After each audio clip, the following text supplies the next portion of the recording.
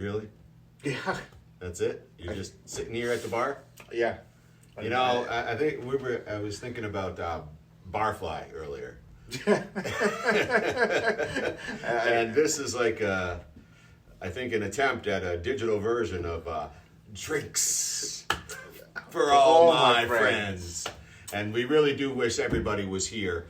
But that's just not possible right now. And I know we say this a lot when we come on, but the Corona COVID stuff we believe in is real, and it seems like it's doing stuff that we're going to pass on having that experience. In my house, we actually have tests every week. So we can feel good as of the last 7 days. Things are solid and we don't change our patterns very much. And I know you have a pretty stable pattern too. Correct. Yeah. So our bubble is pretty intact here, and so we feel good. So even though the world is in an odder space at times, don't feel funny about us right now. In fact, we may go to a COVID shutdown at some point here as well, just as a precaution, but it's not tonight. No. And it's bonus episode night here at the Bitter End. Last week was a regular episode and a bonus episode for Halloween. Yeah, it was the Halloween special. Yeah, that was off the cuff. We just had a good time. It was a good time. Yeah, it was a good time. It was definitely off the cuff a little bit. And I think today's episode sort of brings an end to maybe a traumatic experience that we've been going through. Yeah. But maybe a little closure.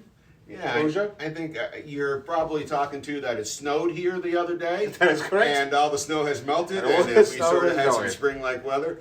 Or behind door B, we're talking about election season, the political season. Crazy season, I believe. Has really come to an end. And regardless of where you fall in that conversation, I think we could all be pleased that the season is over. And whether it's the spam phone calls, the television commercials, the inundation, right? Non-stop rubbish. And so I agree. I'm glad it's over. Yeah, I'm looking forward to maybe some sort of normality coming back. Obviously, just the sheer fact I won't have to freaking discuss with people ad nauseum, or have to be in a certain way or act a certain way. It will be just nice to just be able to just drink, have a good time, and worry about when I'm going to go camping next season. Right. It's almost as if the trying to convince and the trying to be convinced season is over.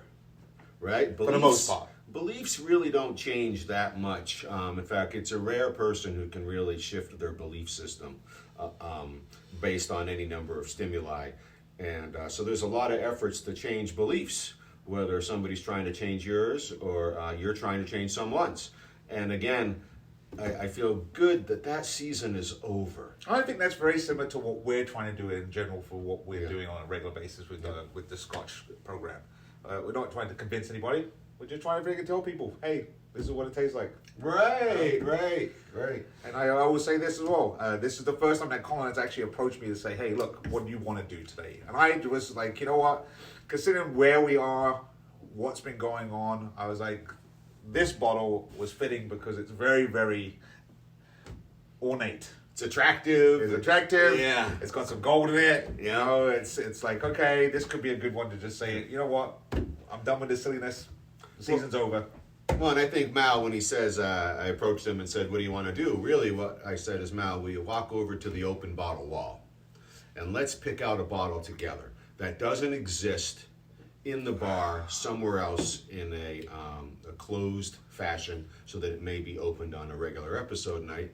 And let's pick a bottle that has a little status or a little je ne sais quoi. Italian. Jesus. It's just freaking brilliant. So we wound up with this nice ceramic bottle, and if we look on the bottom, I mean, it's English ceramic, it's Wade of England. And this bottle has been opened. It's a 21-year-old Chivas, labeled as Royal Salute. So this, Malcolm, I think, could be our first blend. I was going with this, so I was going to ask you, because when I think of Chivas, I don't really think of it in the great lands of Scotland. I don't really think of it being like, oh yeah, I'm going to grab a Scotch, I'm going to grab a Chivas. However, as whiskey goes, Chivas has always been around. And it's always been a brand name that you could always say, hey, I know what Chivas is. I would think maybe Chivas might be a recognizable blend in the affordable range in their standard Chivas release.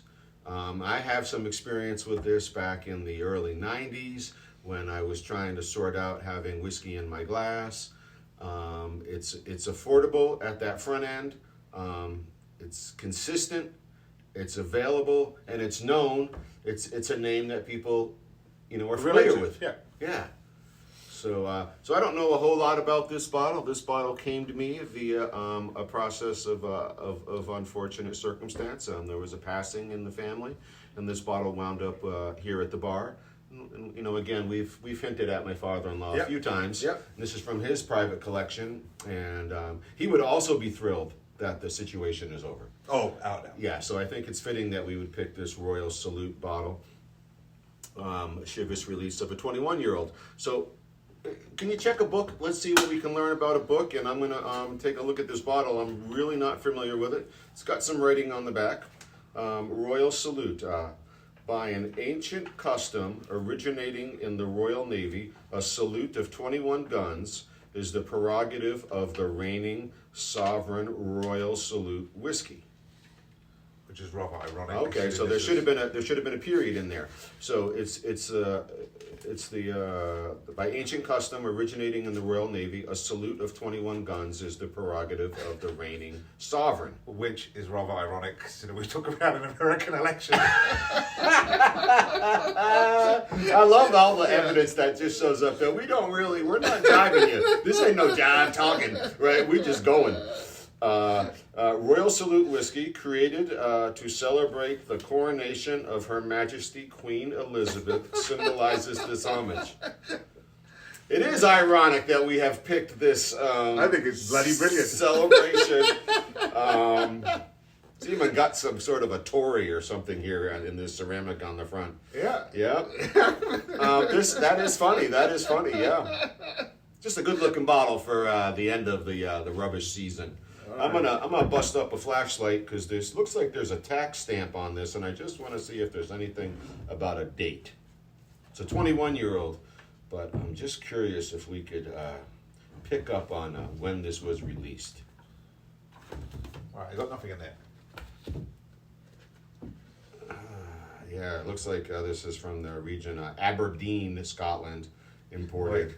I think the best grip is freaking trying to. Is he giving us? He says like you guys are talking a lot. Yeah, something like that. The bottom. The bottom. He says, look at the bottom. There's nothing on the bottom. I already did this. This is the Wade Ceramics of England. It's 1 liter. But there's no other information on this bottle. You got anything about Chivas over there? No, not yet. Pass me the I tried the green big book right there, Michael Jackson. Let's just actually. It's funny that this name just came up because I just read an article. Actually, I think I posted on the Facebook page, and it said Michael Jackson. I was like, Michael Jackson? He knew his way around scotches. Yeah. And then I realized it must be different. He would take off one of his gloves to have a drink. All right, C.H. Chivas Brothers, 179. All right, let's just take a look. 64, 68, 72. Yeah, there's nothing in This is for you, Flash. 76, 77. So let's just see what this page yields. That's just too much. I can't deal with that. Oh, yeah, what's that? I just want to see if they can tell us anything about... Yeah, just don't know much about it.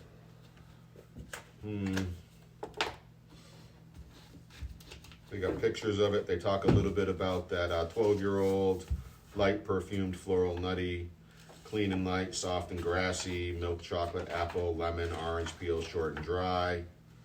That's the Chivas that most of us would find in the liquor store. I think it has that silver label on the clear bottle. Yes. All right, sure. What do we? 98. Oh, there it is. Yeah, it is that 12-year-old. There is a picture of that very familiar bottle. That's the Chivas Regal. This is the Royal Salute by Chivas Brothers. I got nothing in this book that's helpful. Well, lots that are helpful, but not helpful regarding this bottle. Yeah, so this one doesn't have the Royal Salute. This has a bunch of different names. Right. So I guess we can just go with the fact that it's a 21-year-old, blended and bottled by Chivas Brothers. Distillers, boy, so this is 40%, 1 liter bottle. Full 1 liter bottles generally originate in Europe, bottled for that market because the American market does the 750 milliliter. Yes.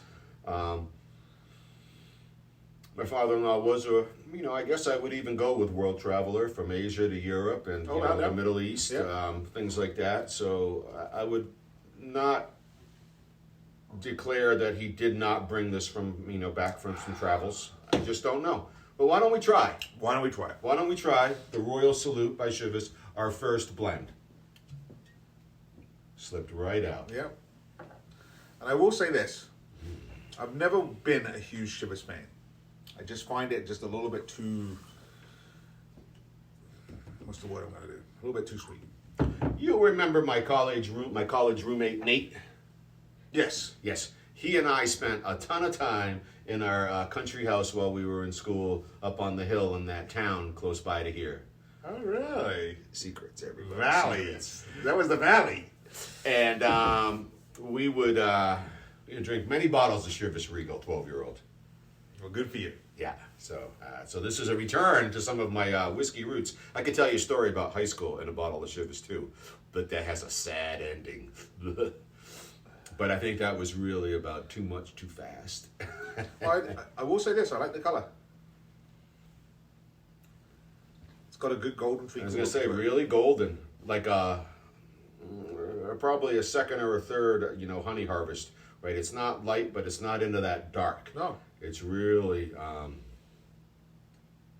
24 karat gold.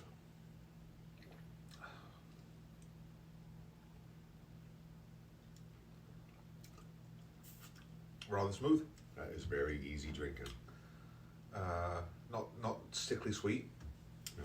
Got a little sweet hint to it. Travels right through the taste. Slides right down. Yep. Right down the mouth into the throat. Probably it just slides. The sweetest part is just before it goes down the throat. Mm-hmm. But that's actually rather pleasant. I would agree with you on the description of it's sweet as it begins its ending journey in the body. Very smooth. And one of the things about blended whiskeys is they really produce a whiskey that they're looking for. Yes. So they can go, a little bit more from here and a little, because, the blends aren't just blends from one distillery. This year, that year, this finish, that finish. It can be some of this, often it is some of this. Oh, foul on the field. That's a first. Oh my gosh. That's a first. Oh my gosh. Thank God he owns the bar. At least it's a blend. I don't think we ever prepared for this. Oh my gosh, do we even have napkins? I'm just going to, oh my gosh. I'd like to just cut and redo this, but no, we can't. We're deep. We're going into this. Oh man, wow, that's terrible. I don't even know what the gesticulation has cost me. Wow. Sure, we're gonna get a little help. No, we're not gonna use that. Got any paper towels down below your knees? Sometimes there's a rack. It's fine. We're gonna move forward. Oftentimes, and I'm gonna have some more.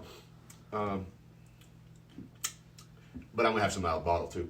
Often, the blends are from this distillery, this region, that region, just finish. And the master distiller, the master blender produces the blend. Yeah, it's like bringing ingredients from all over the place. Right. In fact, my knowledge is that there are several master blenders in Scotland that their noses and their palates are actually insured through Lloyd's of London for millions of dollars. There's a job. Right, because of their ability to have so many subtle experiences on the nose and the palate that they produce the blend. We miss most of those features, but the features we pick up on are so enjoyable and they create the whiskeys that way. So there are pieces we won't get, but that complement so well the pieces we do get. And so that's a true story about those blenders and insurance. Now is that for a quick note? So those blenders, are they linked to certain distilleries, or are they just an independent faction that puts together blends? Like the blender mafia, Yeah. right? No. They work for the companies that release them, All right. right? And so, in fact, when Shackleton's was released, remember the episode of, or not an episode? Remember when they found the actual whiskey in Shackleton's old tents in Antarctica? They found about 2 cases of bottles, frozen in the ice since 1906, I think. The British expedition, 1905, 1912. Somewhere in this bar, there's a replica box hung up somewhere that tells us the year.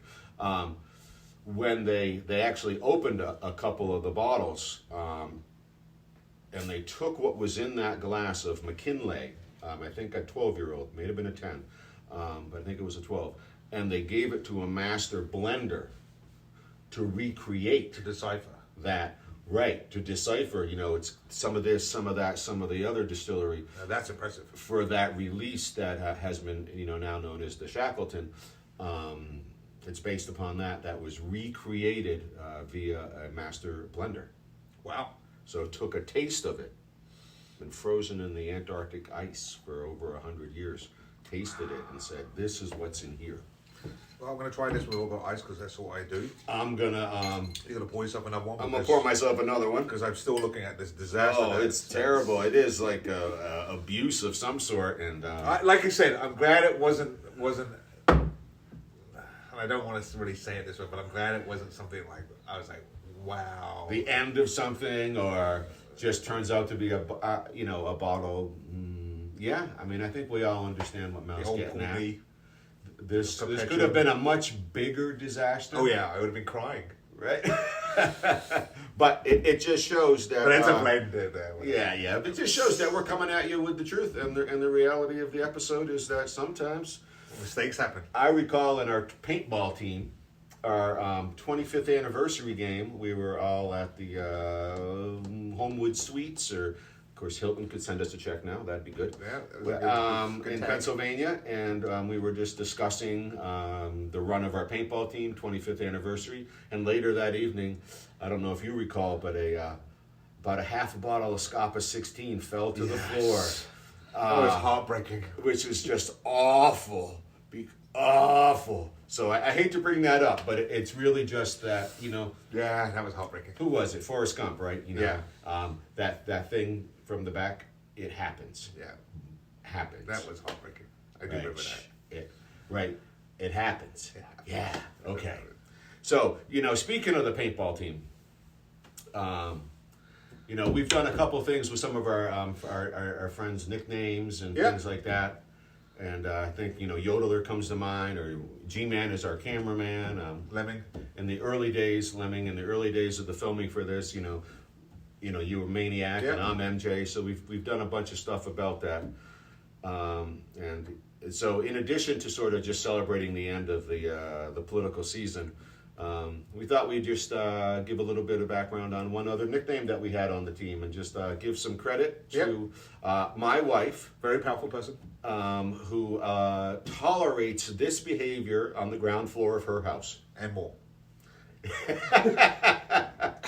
And so, in celebration of the end of political election season, and in celebration of my wife for her great tolerance of all of this, we'd like to maybe just do a quick cheers to MJB. Not yet, G-Man. So, here's the end of a bonus episode. It is. I think that something you want to say? Not really. Okay, so we're gonna do a cheers in our tradition of foreign languages. Yeah. And so tonight we're going to, and it works out well again for the celebration of a teammate and the end of the rubbish season that has divided many people. We're going to travel tonight to the country of Lat. Yeah. Lat. Lat. Oh, that's right. It's Lat in somewhere. So tonight we're going to discuss, we're going to cheers in classical Latin. Well, what country is Latin? It's not Lat.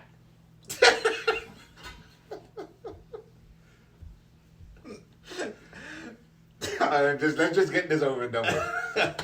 So Latin, of course, as we know, is a language from the classical era of mostly mid and southern Europe. A lot of biblical stuff is in Latin. I think a lot of Latin was spoken in modern day Italy. In fact, I took Latin in high school, and my pretty smart, going to be a scientist older son, I think took like 4 years of Latin in high school. So they still speak Latin. I think he's fluent in Latin. Yeah, he's interesting, the languages that kid chose to learn. So in classical Latin, there and again, celebrating the end of the season, celebrating MJB, the paintball teammate and partial host of this place. Yeah, very very impressive person. In classical Latin, there's a phrase that is "love your friends." And so, so in the mythical country of Lat, they say, as love your friends, dilige. Amigos. Oh, amigos. Just shut him up. Shut up. Shut up.